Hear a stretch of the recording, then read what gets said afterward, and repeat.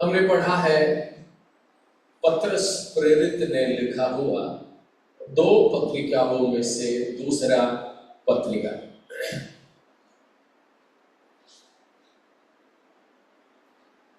पत्रस प्रेरित ने दो चिट्ठियां लिख करके दी है।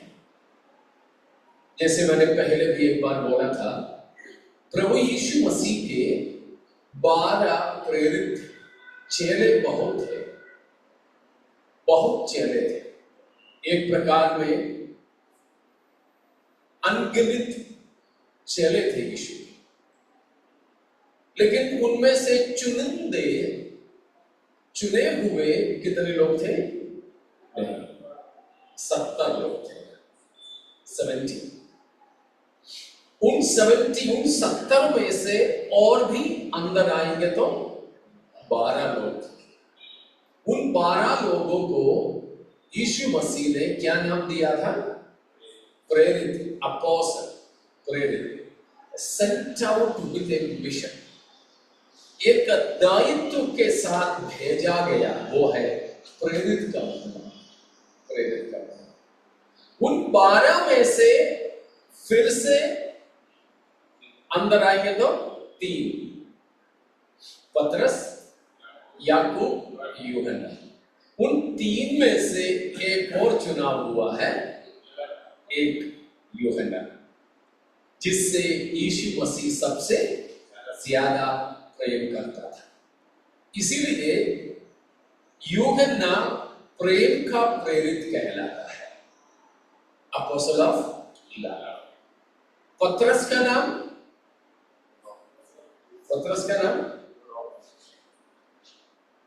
अपोस्टल ऑफ रूफस, याद है? अपोस्टल ऑफ होप, आशा का प्रेरित है पतरस। पौलुस, फेथ, विश्वास का प्रेरित है। जेम्स, याकूब, प्रैक्टिकल क्रिश्चियनिटी, वर्क्स और डीड्स, कामों का, व्यावहारिक मसीहियत का प्रेरित कहलाता है। प्रभु यीशु मसीह ने चुना 12 प्रेरितों में से 3 लोगों ने हमें बाइबल की किताब लिख करके दी है। 3 लोग कौन कौन है? Matthew, John and Peter. मत्ती, यूहन्ना और पतरस, इन तीनों ने हमें चिट्ठियां या कुछ किताबें लिख करके दी है। और ये भी बात मैं पहले ही बता चुका कि नया नियम में सबसे ज्यादा जिनका नाम का जिक्र है वो पतरस का है, करीब 260 के आसपास, याद है ना? उसके बाद आता है पौलुस का करीब 162 टाइम्स, और बाकी सारे प्रेरित लोग मिलाकर के बाइबल में 142 बार ही है। मतलब इतना ज्यादा पतरस के बारे में बताया है। जबकि पतरस, हम लोग कई बार वर्णन कर चुके हैं कि वो कहां से था। क्यों विषय, कहां से था? कभी कभी मिलते हैं तो पूछ लेते हैं। He was from Galilee. He was a Galilean. यीशु मसीह को भी ऐसे ही बोलते हैं, एक गैलीलियन, एक गलील का रहने वाला। यीशु मसीह जबकि पैदा हुआ था यरूशलेम में, राजधानी में, लेकिन जब सेवकाई के समय में रहने के लिए गया नाजरेत में, कफरनहूम में, गलील में। तो गलील की बात हम पढ़ चुके हैं। गलील में रहने वाले वैसे तो गरीब लोग रहते थे, अनपढ़ लोग रहते थे, साधारण लोग रहते थे, ठीक है ना? इसलिए है प्रेरितों के काम 4:13 में हम पढ़ते हैं पतरस और यूहन्ना के बारे में। ये प्रेरितों के काम 4:13, Acts of the Apostles chapter 4 verse 13. जब उन्होंने पतरस और यूहन्ना का साहस देखा और यह जाना कि ये अनपढ़ और साधारण मनुष्य थे, तो आश्चर्य किया। फिर उनको पहचाना कि ये यीशु के साथ रहे हैं। देखा, गलील के इन लोगों के बारे में लोगों की सोच क्या था? अनपढ़ है, अंगूठे छाप है और साधारण लोग हैं, ऑर्डिनरी पीपल, साधारण लोग हैं। तो इस प्रकार जो गलील के लोगों को नीचे देखते थे, यहूदी है, जबकि यहूदी ही है, यरूशलेम में रहने वाले हो या यहूदिया में रहने वाले या गलील में, वे सबके सब यहूदी है। लेकिन यहूदिया और यरूशलेम में रहने वाले यहूदी भी गलील में रहने वालों को निचले दृष्टि से देखते थे। लेकिन परमेश्वर के हाथों में उस पत्रस कैसा इस्तेमाल हुआ, उसका सबूत है कि सबसे ज्यादा नाम उसी का जिक्र है बाइबल में। तो हमारे भी जीवन में प्यारो, हम भी साधारण और अनपढ़ तो हम लोग नहीं है, वैसे बोले तो जरूर पढ़े लिखे हैं, कम ज्यादा तो जरूर हो सकते हैं, लेकिन इन सारे योग्यता से भी बढ़कर परमेश्वर हमें अपनी महिमा के लिए इस्तेमाल कर सकता है। पतरस की तरह हम अपने आप को प्रभु के हाथों में सौंप देते हैं। हालेलुया। तो उसका कुछ बातें आप लोगों के साथ में बताने के लिए चाहता हूं। और पतरस, मैंने आपको कहा, he is called the apostle of hope, आशा का प्रेरित कहलाता है। दूसरा पत्रिका पूरा उसने यीशु मसीह की आगमन के बारे में और हमारे आशा के बारे में लिखा है। पहला पत्रिका में भी पतरस ने हमारी आशा, मसीही आशा के बारे में लिखे हैं। जान लीजिए, we the Christians are a people of the hope। हम मसीहिया एक आशा के लोग हैं। हमें परमेश्वर ने क्या दिया है? आशा दिया है, जो इस संसार के लोगों के पास नहीं है। पहले हम कौन थे? आशा रहित थे। We were without hope। इफिसियों 2 का 12वां वचन में लिखा है, Ephesians 2:12, वहां पर लिखा है कि हम पहले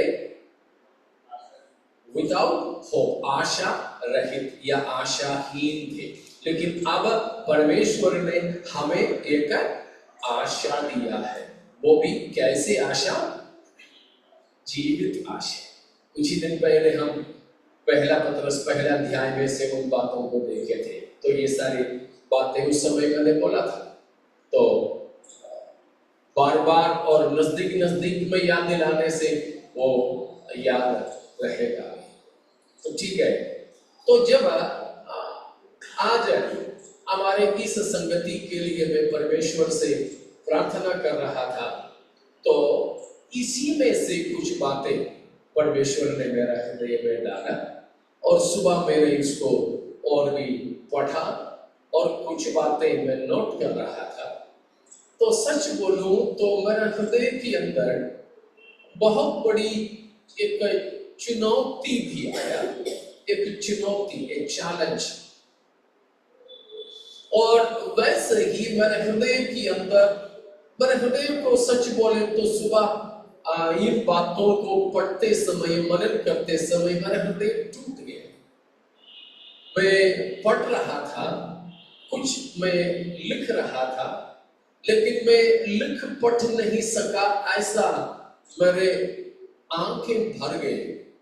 परमेश्वर ने हमें दिए कुछ बातों को जब इसमें से पवित्र आत्मा ने मुझे बीते दिनों से पढ़ करके सिखाया है, वो पूरा शायद मैं आपको नहीं बता पाऊंगा, लेकिन ये हफ्ता उपवास प्रार्थना भी रहेगी, तो उस बीच में आप लोगों के साथ उन बातों को भी बांट सकूं, मैं आशा रखता हूं। तो हम चलेंगे इस पत्रस की दूसरी पत्रिका, पहला अध्याय जो हमने अभी पढ़े हैं, उसका पहला वचन को पढ़िएगा। पत्रस की ओर से जो यीशु मसीह का दास और प्रेरित है, उन लोगों के नाम जिन्होंने हमारे परमेश्वर और उद्धारकर्ता यीशु मसीह की धार्मिकता के द्वारा हमारे समान बहुमूल्य विश्वास प्राप्त किया है। यहाँ पर शिमोन अपना नाम बताया है। हम जानते हैं ना शिमोन के कितने नाम? 2 नाम है ना। शिमयोन हम अंग्रेजी में तो साइमन बोलते हैं, वैसे इब्रानी भाषा में है वो, इब्रानी नाम है शिमयोन। शिमयोन SIMEON, शिमयोन। शिमयोन इब्रानी है, हिब्रू है। उसका मतलब है one who hears. That means the Lord has heard me. शिमयोन का मतलब है कि सुनने वाला। शिमयोन का या शिमोन का मतलब है सुनने वाला, मतलब परमेश्वर ने मुझे सुना है। हाँ, परमेश्वर ने मुझे सुना है। प्रभु यीशु मसीह ने लेकिन उसका नाम को बदला था। किस नाम डाला? यीशु मसीह ने उसका नाम बदला था, कैफा रखा था। कैफा, कैफा या पेट्रोस उसी का है अंग्रेजी में पीटर या पतरस हमारी भाषा में। वो यूनानी भाषा में है, यूनानी ग्रीक में पेट्रोस। वो पेट्रोस या पतरस का या कैफा का मतलब है पत्थर या स्टोन या रॉक, पत्थर की टुकड़ा। Petros, Petros. प्रभु यीशु मसीह उसका नाम बदलने के बाद मसीह को छोड़कर केवल 2 ही लोगों ने पतरस को शिमयोन करके कहा है, या 2 ही जगह पर शिमयोन या साइमन करके लिखा है। एक तो यहां पर है, शिमोन ने स्वयं कहा। दूसरा यरूशलेम काउंसिल में था, यरूशलेम की पार्षद में। यरूशलेम काउंसिल कहाँ हुआ था? यरूशलेम काउंसिल एक्ट्स चैप्टर 15 में यरूशलेम में ही हुआ था, इसीलिए उसका नाम यरूशलेम काउंसिल है। उसको वैसे भी बोलते हैं आजकल के रोमन कैथोलिक भाषा में first synod of the church, first synod of the church और the first council of church. वो प्रेरितों के काम 15 अध्याय में हुआ था, जब अन्य जाति के लोग भी कलीसिया में आने लगे, उस संबंध में कुछ निर्णय लेने के लिए प्रेरित लोग वहां पर एकत्रित हुए थे। 15 का 14वीं आयत में हम लोग पढ़ते हैं, 15:14 में हम लोग शिमयोन के नाम याकूब लेते हुए देखते हैं। ठीक है, वो उतना कोई महत्वपूर्ण नहीं है। और यूहन्ना हमें है, हम लोग जो देखते हैं पतरस का नाम को 1 का 41 और 42 में, John 1:41 and 42, where his name was changed to Kepha। शिमयोन का नाम कैफा या पतरस करके रखा। यूहन्ना 1 का 41-42 में, John 1:41 and 42, वहां पर है यीशु मसीह ने उसका नाम को चेंज किया है, बदल दिया है। तो वो अपना नाम यहां बताता है, ठीक है ना, अपना परिचय दे रहा है। ठीक है, तो हमने पतरस को देखा। अब पहली आयत में पतरस बताने वाला मुझे बहुत आनंद कई दिन पहले से करने वाला और गहराई में आज मैं समझा हुआ एक बात है। वहां क्या बताया है? Who you are। पतरस ने पहले अपना परिचय दिया। शायद हम ये दो परिचय ही अभी देख पाएंगे।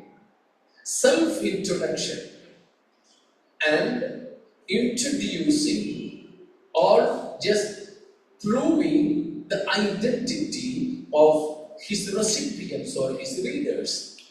ठीक है, പത്രോസ് ഇവിടെ താൻ ആരാണെന്നും തന്റെ ലേഖനം വായിക്കുന്ന ജനം ആരാണെന്നും പരിചയപ്പെടുത്തുന്നു. ആ പരിചയപ്പെടുത്തൽ മാത്രം ഒരുപക്ഷെ ആത്മാർത്ഥതയോടെയാണെങ്കിൽ നമ്മുടെ ഹൃദയങ്ങളെ പിടിച്ചുലയ്ക്കും. സ്തോത്രം. നമ്മുടെ കണ്ണുകളെ ഇങ്ങനെ കണ്ടിരിക്കും. पतरस यहां बताता है, तुम मेरे पाठक कौन है? You my readers। कौन है तुम? कौन है तुम मतलब मैं और आप, हम लोग कौन है? पतरस कहता है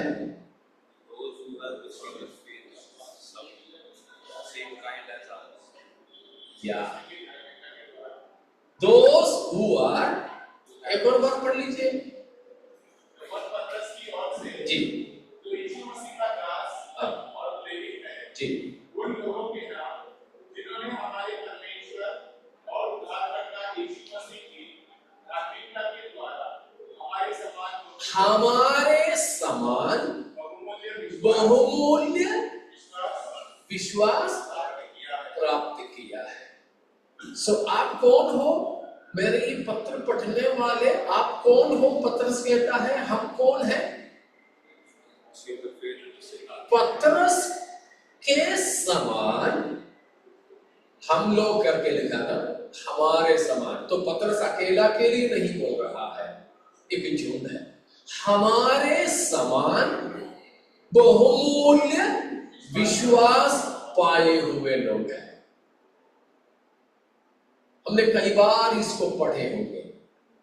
कुछ साल पहले था जब मैं ये वचन पढ़ा तो मेरे अंदर ये बात आया कि we are quite equal to Peter like apostles, the great men of God। मुझे ये पढ़ते समय बहुत अच्छा लगा कि मुझ जैसा तुच्छ जाने जाने वाला मनुष्य के लिए पतरस ने बोला है कि तुम कौन हो? हमारे समान बहुमूल्य विश्वास पाए हुए हैं।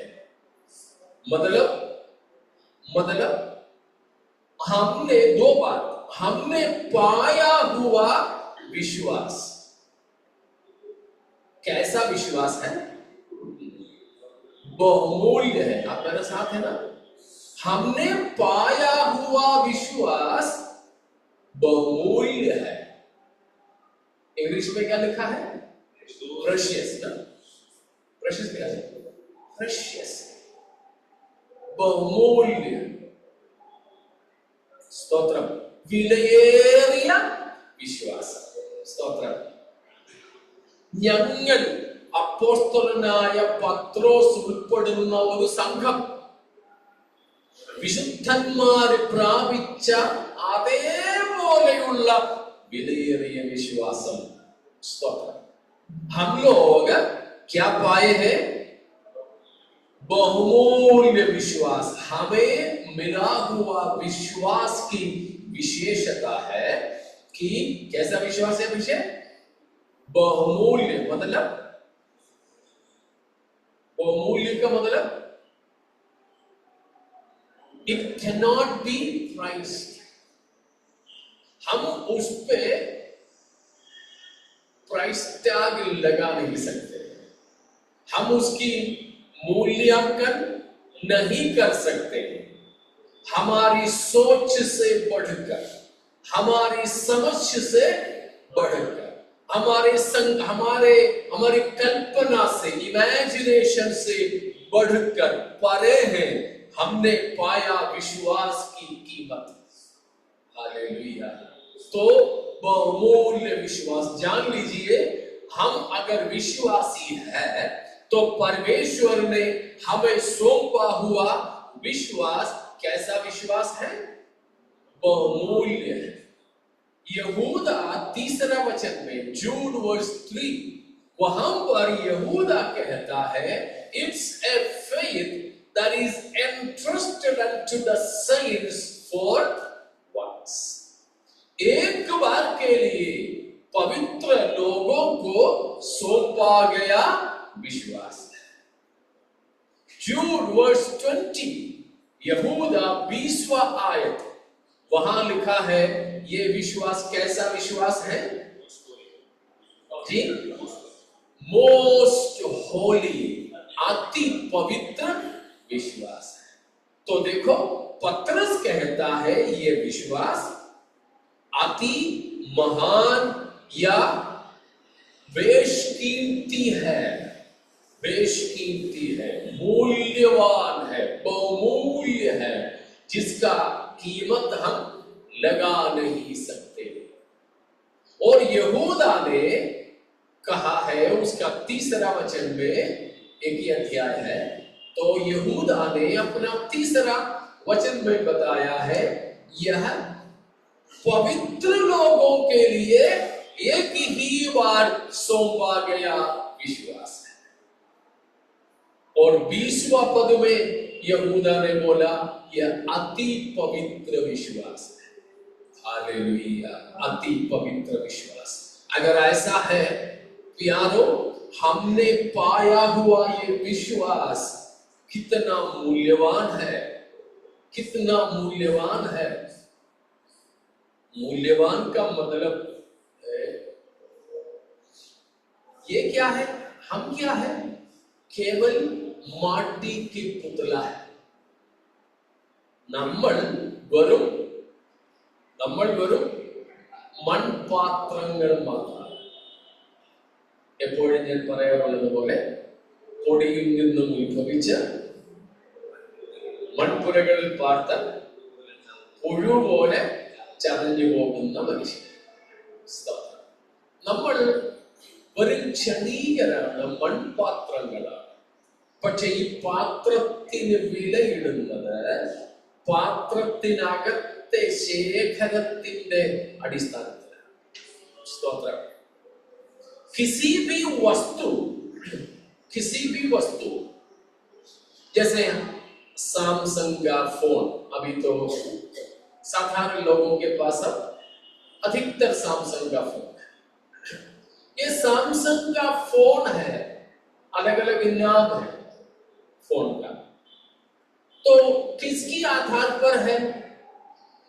उसका कीमत बदलते हैं अंदर डाली हुई चीजों के अनुसार। अभी लैपटॉप है, कंप्यूटर है, इतना ही बड़ा कंप्यूटर का अलग अलग कीमत हो सकता है, उसकी अंदर की प्रोसेसर के हिसाब से, उसका रोम रैम सबके हिसाब से, अंदर जो चीज डाला है उस अनुसार उस पात्र का कीमत बदलता है।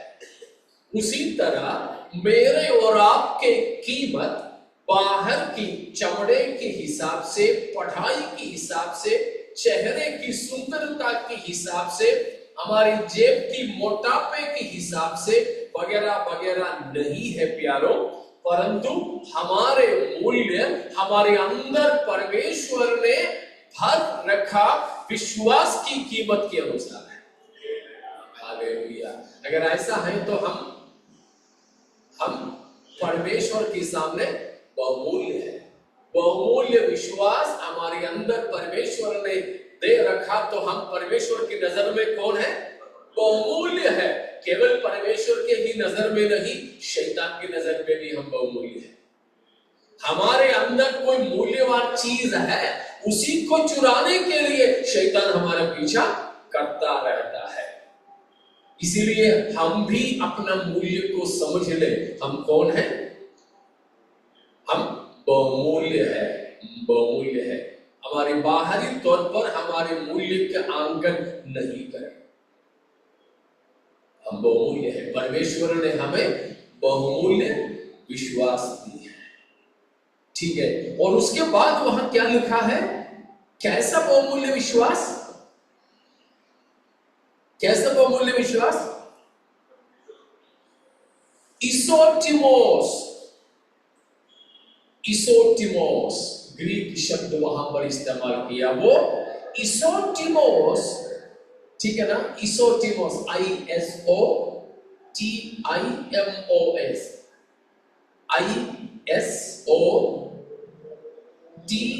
ISOTIMOS, इसोटिमोस, इसोटिमोस। इसोटिमोस जो एक शब्द है, यहां हमारे लिए बताया है कैसा विश्वास? Equal in honour and privilege.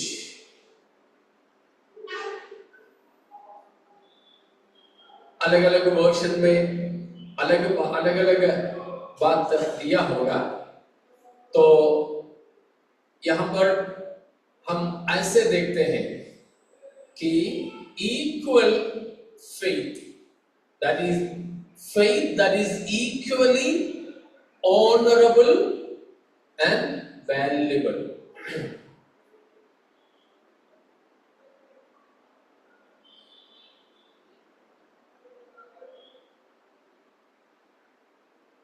ACV में बताया equally precious, equally precious। और कोई क्वेश्चन है आपके पास? एम्प्लीफाइड में लिखा है an equal privilege like precious faith। मैंने आज सुबह पढ़ा हुआ एक वर्षन में यह दिया था कि equal in honor and privilege, equal in honor and privilege, faith that is equal in honor and privilege। वो जो इसोटिमोस का सही मतलब वो है दो शब्द की जुड़ाई है, वो इसोटिमोस। दो शब्द, पहला शब्द है इसोस, ISOS, इसोस। इसोस का मतलब है इक्वल, इक्वल।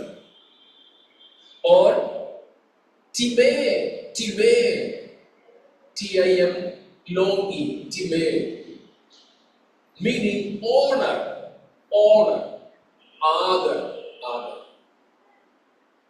सो हमको मिला हुआ विश्वास कैसा विश्वास है? पतरस जैसे पवित्र लोगों को जो आदर के और मूल्यवान विश्वास मिला है, वैसा ही विश्वास हमें भी मिला है। Equal in honour and privilege. Hallelujah. उसका मतलब, अब जरा इस बात को भी समझना जरूरी है। अभी हम कौन है देखा? बहुमूल्य। किसके समान? किसके समान? पतरस के समान, यूहन्ना के समान, पौलुस के समान। हम लोग बहुमूल्य हैं। लेकिन पहले की बात, पहले कौन थे? पहले क्या था? पहले क्या था? ജെസി പതിനൊക്കെ ഇപ്പോൾ നമ്മൾ പത്രോസിനെയും പൗലോസിനെയും യോഹന്നാനെയും യേശുക്രിസ്തുവിന്റെ സഹോദരന്മാരായ യാക്കോബിനെയും യൂദായെയും പോലെ വിലയേറിയ വിശ്വാസം പ്രാപിച്ചതുകൊണ്ട് വിലയേറിയവരാണ്. നേരത്തെയോ Praise God. पढ़िए 1 Peter 2 verse 10, पहला पत्रस 2 का 10, पहला पत्रस 2 का 10। तुम पहले जो कुछ भी नहीं थे, तुम पहले कुछ भी नहीं थे। हाँ, पर परमेश्वर की प्रजा हो, अभी तुम परमेश्वर की प्रजा हो। तुझ पर दया नहीं हुई थी, हाँ, पर अब तुझ पर दया हुई है। पहले दया नहीं हुई थी। अगर दया नहीं तो फिर क्या था? दया नहीं था तो क्रोध।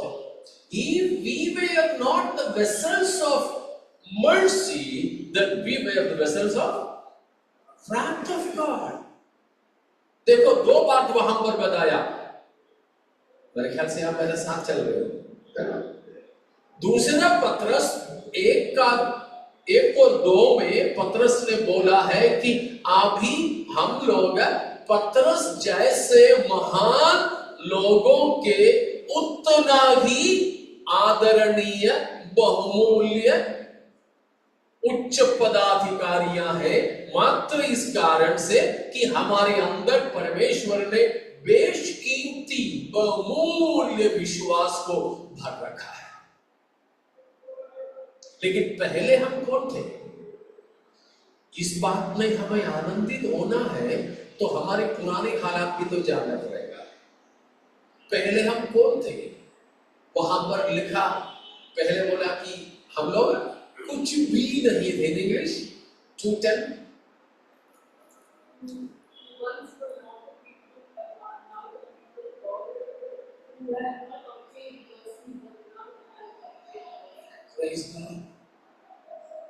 हम कुछ भी नहीं थे।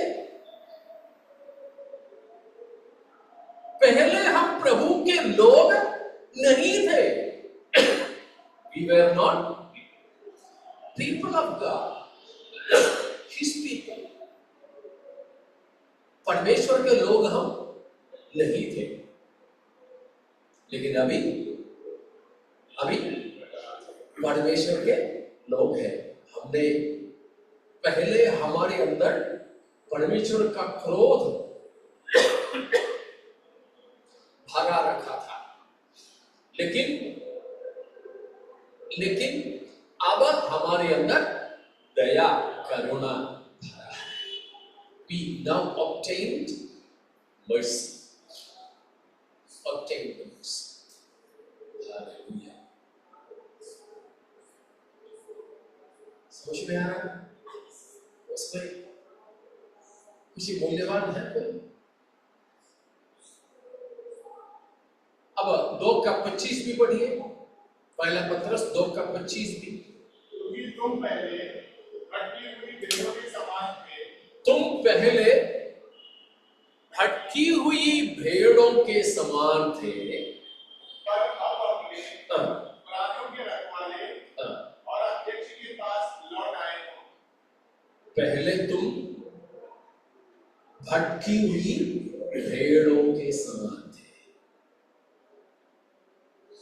फिर हम पहले कौन थे करके इफिसियों 2:1 से लेकर 13 तक पढ़ेंगे तो और समझ में आ जाएगा, लेकिन उन भागों में जाने के लिए मैं समय नहीं लेता।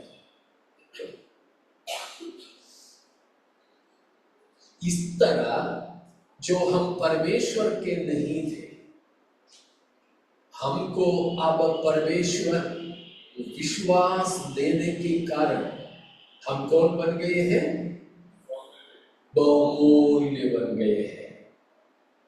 किसकी समान? किसकी समान? पढ़ लीजिएगा। उसके लिए इफिसियों 2 में ही हम चलेंगे। 1 से लेकर पढ़ने के लिए मैं समय नहीं निकालता हूं, लेकिन उसका 19वां वचन को पढ़िएगा। इफिसियों 2:19। इसलिए तुम अब विदेशी और मुसाफिर नहीं रहे, परंतु पवित्र लोगों के संगी, स्वदेशी और परमेश्वर के घराने के हो गए। उसमें से मैं एक ही शब्द दे देता हूं।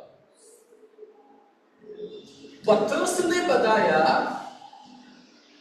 the Lord God has given you equal faith in honor and privilege. That means you are equal with us now. तुम अभी उस विश्वास की पाने से हमारे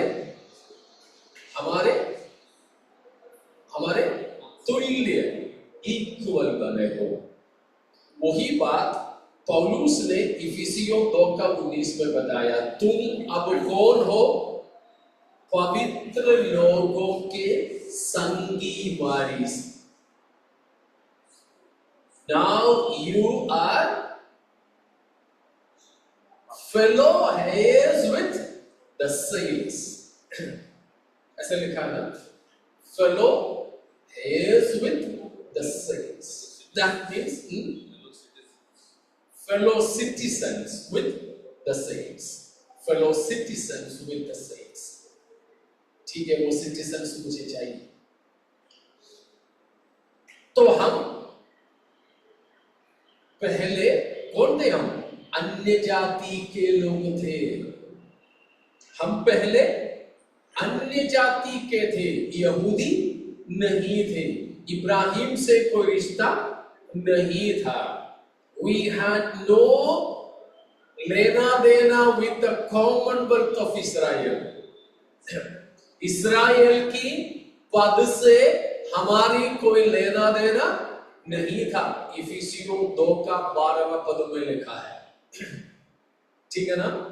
Ephesians 2:12 അവിടെ നമ്മൾ വായിക്കുന്നു, ഇസ്രായേൽ പൗരതയോട് സംബന്ധമില്ലാത്തവരായിരുന്നു നാം. ഇസ്രായേൽ പൗരതയോട് സംബന്ധമില്ലാതിരുന്ന നമ്മെ ഇപ്പോൾ 2:20 പൗലോസ് പറയുന്നു, എഫേസ്യർ 2:20 പറയുന്നു, വിശുദ്ധന്മാരുടെ സഹ പൗരന്മാരാക്കി മാറ്റി. സ്തോത്രം. അതേ വിഷയം പത്രോസ് പറഞ്ഞിരിക്കുന്നു, ഞങ്ങൾക്ക് ലഭിച്ച അതേ വിലയേറിയ വിശ്വാസം നിങ്ങൾക്കുള്ളത് കൊണ്ട് നിങ്ങൾ ഇപ്പോൾ ഞങ്ങളോട് തുല്യരാണ്. സ്തോത്രം. समझ पा रहे हो ना? पौलुस ने इफिसियों 2:12 में बताया कि पहले हमें इस्राएल की पद से अलग थे। ऐसे लिखा है ना? इस्राएल की प्रजा की पद से अलग, लेकिन यीशु मसीह के द्वारा 2:19 में पौलुस ने क्या बताया? अब तुम कौन हो? पवित्र लोगों के संगी वारिस। वही चीज पत्रस ने कहा कि तुम और हम अभी तुल्य है, इक्वल है। किसके तुल्य है हम अभी? पहली बार इस्राएल के तुल्य है। We are now equal with God's own chosen people, Israel. हम परमेश्वर के दुनिया भर में चुने हुए एक ही प्रजा है, वो है इस्राएल। उन्हीं के हम अभी तुल्य बन गए, लेकिन उनसे भी बढ़कर हो गए। किन के समान? प्रभु यीशु मसीह ने चुनकर अलग किए, अभिषेक किए हुए प्रेरितों के उसी समान हमको बना दिया है। हालेलुया। ये मुझे बड़ा आनंद देता है। आपको कैसे है मुझे नहीं पता, लेकिन मैं जो अन्य जाति गैर यहूदी था, मैं अब यहूदियों के तुल्य हूं।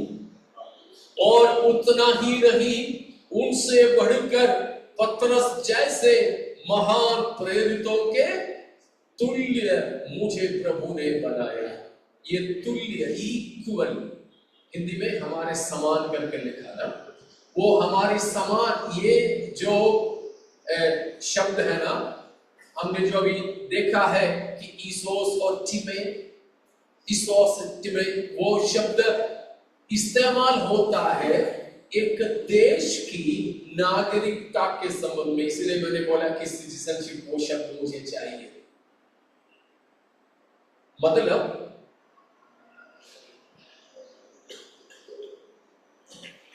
अधिकतर देशों में, अभी मान लीजिए काफी लोग अमेरिका जाते हैं, हमारे भारत से भी काफी लोग अमेरिका में माइग्रेट करते हैं। वहां रहने जाते हैं। वहां जाने के बाद में यहाँ का आधार कार्ड काम नहीं चले करेगा, हम भारतीय नागरिक फिर नहीं रहे, हमारे पासपोर्ट वहां का है, ठीक है, यहाँ के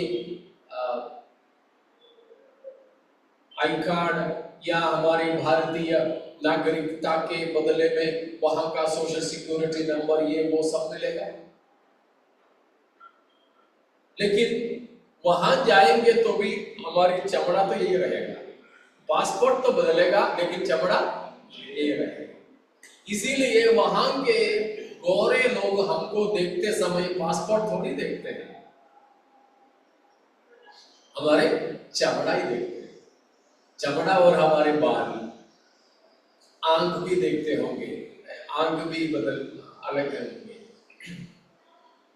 तो इसीलिए बाकी नियम के अनुसार वहां जाकर वहां की नागरिकता हम ले ले तो फिर अमेरिका में पैदा हुए एक असली अमेरिका के नागरिक के हम तुल्य बन जाते तो है, मगर वे लोग हमको छोटे नजर से देखते हैं, हमारे चमड़े के बारे में बोलेंगे वे लोग। और हम लोग जो घर बेचेंगे वहां के लोग कहते हुए मैंने सुना है कि वे लोग मतलब वहां रहने वाले इंडियंस या फिर ऐसे लोग जो घर बेचेंगे तो वहां के मूलवासी उसको खरीदने के लिए पसंद नहीं करते, उनका हम खरीदते हैं मगर हमारा वे लोग खरीदना मुश्किल है। मतलब हम तुल्य माने नहीं जा रहे हैं, तुल्य माने नहीं जा रहे हैं।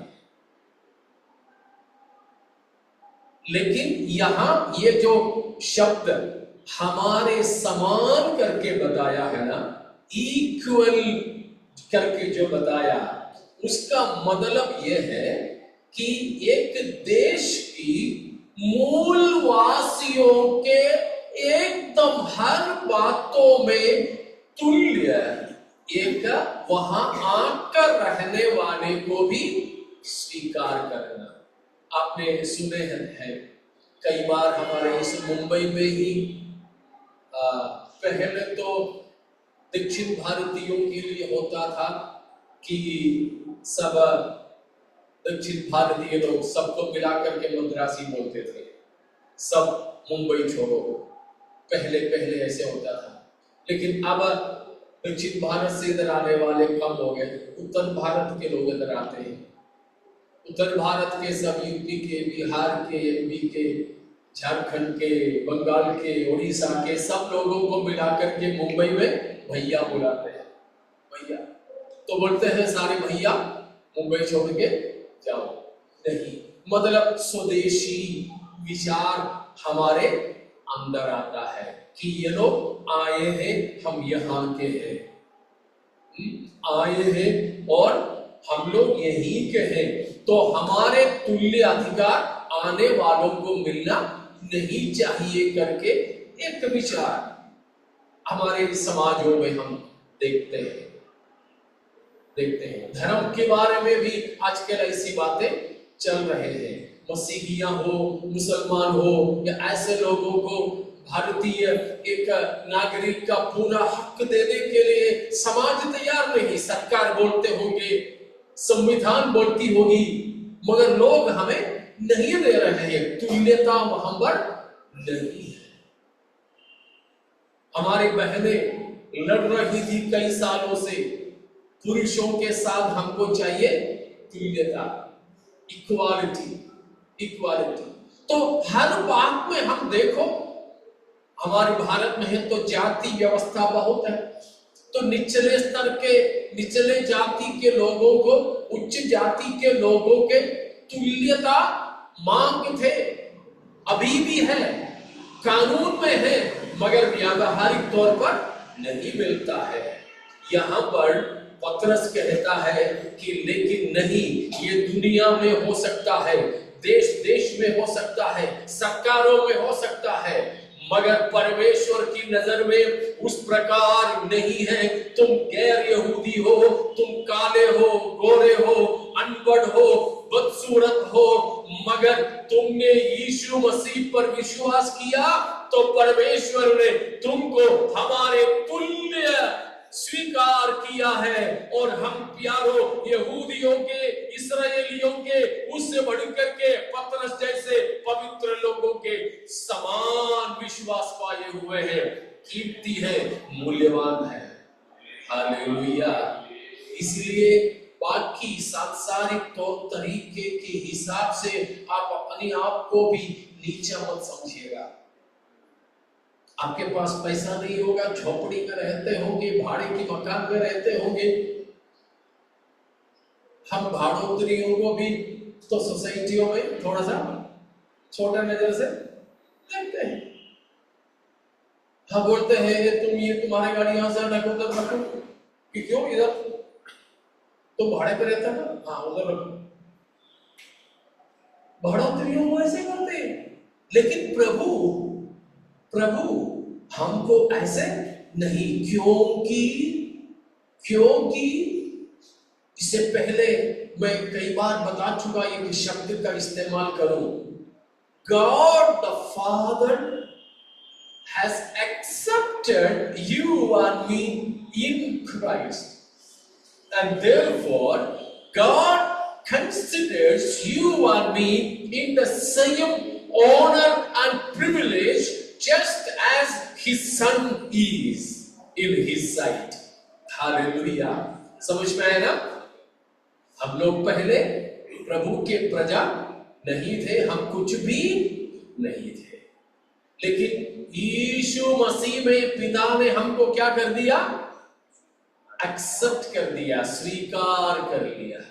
जब यीशु मसीह में हमको परमेश्वर ने ग्रहण किया, स्वीकार किया, तो परमेश्वर पिता के नजर में यीशु मसीह जितना मूल्यवान है, उतना ही मूल्यवान मुझे भी और आपको भी प्रभु मानता है। Hallelujah, hallelujah. यीशु मसीह पिता के नजर में जितना कीमती है, मैं और आप भी परमेश्वर के नजर में उतना ही मूल्यवान, कीमती है। हालेलुया। यारो, हम अपने आप को नीचा नहीं देखें। ये कोई मनोवैज्ञानिकता की चीज नहीं बोल रहा हूं, साइकोलॉजी की कोई चीज नहीं बता रहा हूं, ये आत्मिकता की बात है।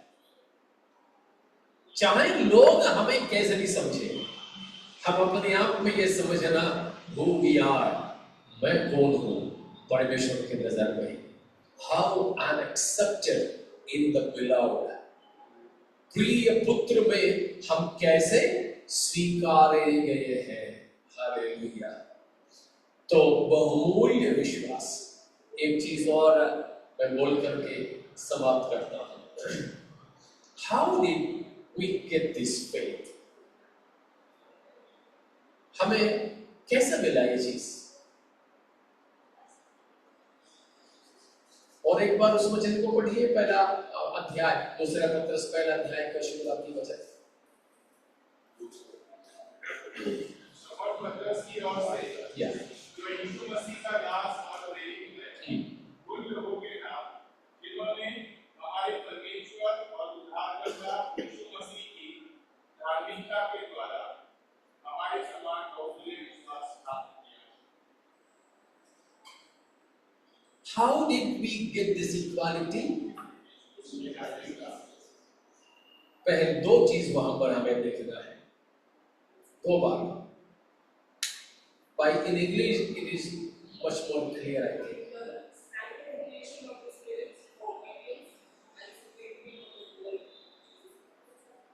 उससे पहले एक शब्द होगा allotted,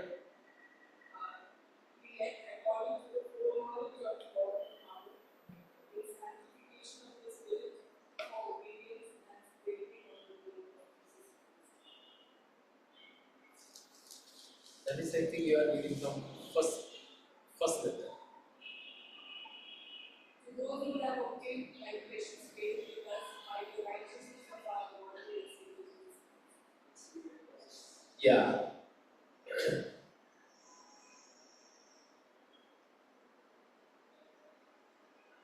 उसमें हम पाते हैं, हिंदी में हमने पढ़ा कि हमें ये प्राप्त हुआ है ना, हमें वो प्राप्त हुआ है।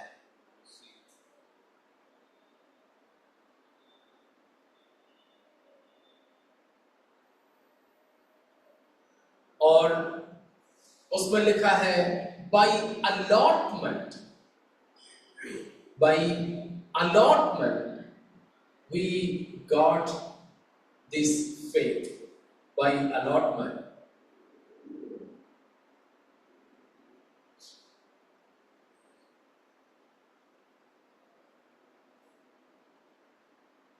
You have received, शायद अपने वर्षन्स पर रिसीव करके लिखा है ना, अलॉटमेंट करके किसी में है, अलॉटेड करके, सुबह जो वर्षन मैंने पढ़ा था उसमें अलॉटेड करके लिखा था। सो मैं ये कहना चाहूंगा कि ये विश्वास हमको या ये तुल्य पद कैसे मिला है, बाय अलॉटमेंट, या हमें वहां लिखा है प्राप्त हुआ है, हमने इसको प्राप्त किया है। That means it is received, not earned. We received it by allotment. We received it as a gift. परमेश्वर ने हमको दिया है, हमने ये कमाया, हमने कमाए नहीं है। We have not earned it by merits. हमारे योग्यता के अनुसार हमने प्राप्त, हमने पाए नहीं है, परंतु हमने इसे प्राप्त किए हैं as an endowment. It is an endowment. It's an allotment. It's a gift. We received it, not earned by virtue, earned by किसी भी प्रकार की योग्यता से हमने पाया नहीं है। हमेशा याद रखिए, हमें मिला हुआ ये उच्च पद, परमेश्वर के संतान का ये पद हमने कमाया नहीं है, हमारी किसी योग्यता के अनुसार हमें मिला नहीं है। योग्यता के अनुसार हमको क्या मिलना चाहिए था जी? डेथ, मृत्यु, वो भी कौन सा मृत्यु? इटर्नल डेथ, अनंत मृत्यु। We were liable, we were deserving for eternal condemnation. अनंत विनाश के योग्य थे हम। हमने जो किया उसका अगर फल हमें मिलता, हम जो हैं उसका हमें नतीजा मिलते, तो हम अनंत विनाश ही पाते। लेकिन अनंत विनाश की बदले में यीशु मसीह हमारे परमेश्वर का एकलौता पुत्र ने जो क्रूस पर किया, उसके अनुसार हमको सेत में यह विश्वास प्राप्त हुआ है। हालेलुया। परमेश्वर आपका ये मुफ्त दान के लिए आपका धन्यवाद है। Thank you, Lord, for your this free allotment, free endowment. आपने मुफ्त में, सेवमेंट में दिया, इस एक्सेप्टेंस के लिए, ये स्वीकृति के लिए आपका धन्यवाद। दूसरी बात, कैसे मिला हमें? दूसरी बात, हमें ये कैसे मिला? उसमें कुछ और जोड़ के बोला ना।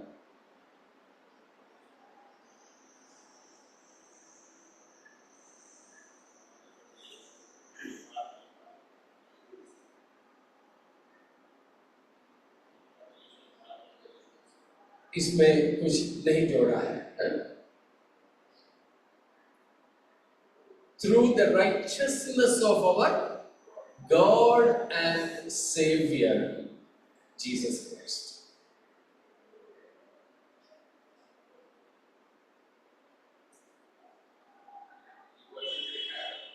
जी एक वचन में अगर लिखा है, लिखा किस में है?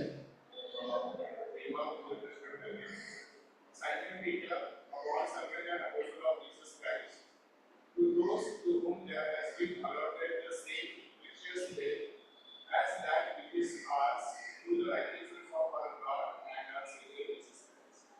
कौन सा वर्षन है वो? Allotted. उसी तरह मैंने जो सुबह पढ़ा था उसमें ये भी लिखा है कि ऐसे लिखा था, through the impartial justice of our God and Savior Jesus Christ. The impartial justice of our God and Savior Jesus Christ.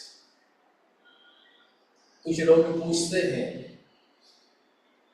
खास तौर पर मुसलमान, क्या यीशु को परमेश्वर करके कहीं कहा है क्या? ये एक वचन है, और भी कई है। इसमें लिखा है यीशु मसीह के लिए क्या बोला है? God and saviour Jesus Christ. Yeshu परमेश्वर है। और कैसे हमें यह विश्वास और पवित्र लोगों के तुल्यता मिली? Through the impartial justice of our God and Savior Jesus Christ. മലയാളത്തിൽ ഒന്ന് വായിച്ചു. സോസൻ മലയാളത്തിൽ എങ്ങനെയാണ് ഈ വാക്യം?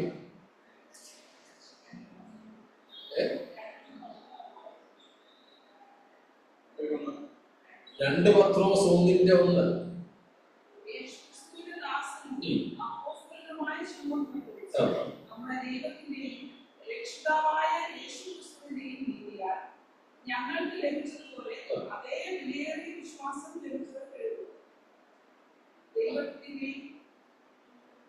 हाँ, उधर भी ये शब्द नहीं है। Through the impartial justice or righteousness of our God. मतलब हमारे परमेश्वर और प्रभु यीशु मसीह के बिना पक्षपात की धार्मिकता के अनुसार. That means God doesn't have partiality, favoritism.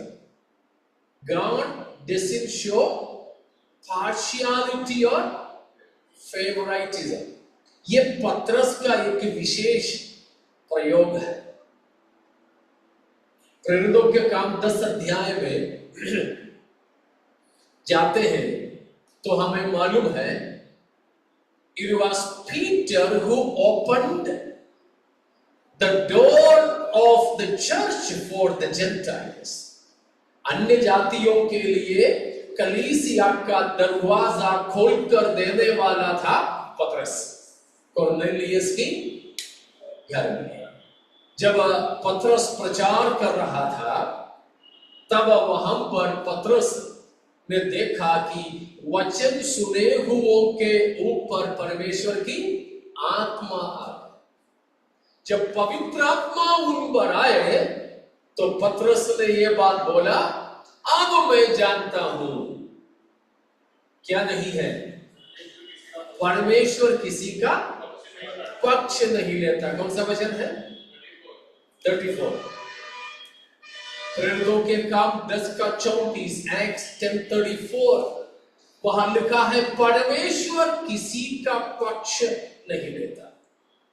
यहूदियों पर प्रेरितों के काम 2 अध्याय में पवित्र आत्मा आया, अब 10 अध्याय में गैर यहूदियों पर आया तो पतरस ने ये कहा कि मैं अब जानता हूं कि परमेश्वर किसी की पक्ष नहीं लेता। हालेलुया। तो क्या प्यारो, हमने यीशु मसीह पर विश्वास करके जब इस बहुमूल्य विश्वास को पाए हैं तो क्या परमेश्वर हमसे पक्षपात करता है? No. Impartial justice of our God and the Savior Jesus Christ, we receive this equality. हमको ये जो तुल्यता, समानता मिली है हमारे परमेश्वर और प्रभु यीशु मसीह के बिना पक्षपात की धार्मिकता के अनुसार। हालेलुया। तो प्यारो, कितना हमें धन्य समझना चाहिए कि परमेश्वर हमसे कोई पक्षपात नहीं किया। हमने प्रभु के लिए क्या किया, हमारी खानदान कौन सा है, हमारी औकात क्या है, ये कुछ भी देख करके नहीं, हमारे प्रभु ने हमें स्वीकार किया, क्योंकि हमारे परमेश्वर किसी का पक्ष नहीं लेता। अगर ऐसा लेता तो सच है ये बात कि मैं प्रभु के सम्मुख में नहीं आ पाता। Hallelujah, hallelujah. हमारे खुद की माता पिता अपने बच्चों के साथ में पक्षपात करते हैं। हम भी तो माता पिता हैं। हमारे बच्चों में से किसी एक के साथ 19-20 का एक फर्क जरूर हो सकता है, होगा, ये स्वाभाविक है। किसी न किसी कारण से, किसी न किसी कारण से। लेकिन परमेश्वर बिल्कुल नहीं करता। हालेलुया। ये प्यारो, बहुत ही महत्वपूर्ण बात है। यहां पर मैं समाप्त करूं, समय आगे बढ़ गया। तो क्या हम अपना पहचान कर सकोगे? कौन है हम? कौन है हम? साधारण तौर पर समझ लीजिए, विश्वासी है। क्यों विश्वासी है? परमेश्वर ने हमें विश्वास दे दिया है। और कौन है हम? कैसा विश्वासी है? बहुमूल्य विश्वासी है, क्योंकि हमने पाया विश्वास बहुमूल्य है। कौन है हम? यहूदी और इस्राएलियों के समान है। उससे बढ़कर पतरस जैसे महान प्रेरितों के समान है, क्योंकि उनको भी हमको भी एक ही जैसा बहुमूल्य विश्वास प्राप्त हुआ है। हालेलुया। कौन है हम? प्रिय पुत्र में स्वीकृत लोग हैं। परमेश्वर के लिए हम एक्सेप्टेड, स्वीकृत लोग हैं। हमने ये पद कैसे पाए? बाय अलॉटमेंट और बाय एंडोमेंट हमने पाया है। और कैसे पाए हम? हमारे परमेश्वर और उद्धारकर्ता यीशु मसीह की बिना पक्षपात की अनुग्रह हमें धार्मिकता से प्राप्त हुआ। प्यारो, इसीलिए हम धन्य हैं। अपना धन्यता को समझकर, परमेश्वर की नजर में हमारे मूल्य को समझकर, हमारे कदमों को हम आगे बढ़ाते चले। परमेश्वर इन वचनों के द्वारा हमें आशीषित करे। यीशु मसीह उसी के लिए था, क्रूस पर अपना जीवन को दिया। परमेश्वर का पुत्र होने की पद को, परमेश्वर का तुल्य होने की पद को मसीह तजीब कर इस जगत में मेरे और आपके समान आए। हमारे पापों को अपने ऊपर उठाया, क्रूस पर चढ़ा और परमेश्वर से हमें मेल मिलाप कराया। उस हमने पहले वाला गीत में भी गाए थे। क्या गाए थे? पहले वाला गीत में भूल गया, गाने वाला कम से कम याद रखें। या बाप से मिलाया है। हालेलुया, संभाल प्रभु जी, उसमें हम गाए थे, बाप पिता से हमें मिलाया है। हाँ, इसीलिए हम यीशु मसीह के द्वारा परमेश्वर के संतान बने हैं। उस पद पर बने रहते हुए बढ़ते जाने के लिए प्रभु सहाय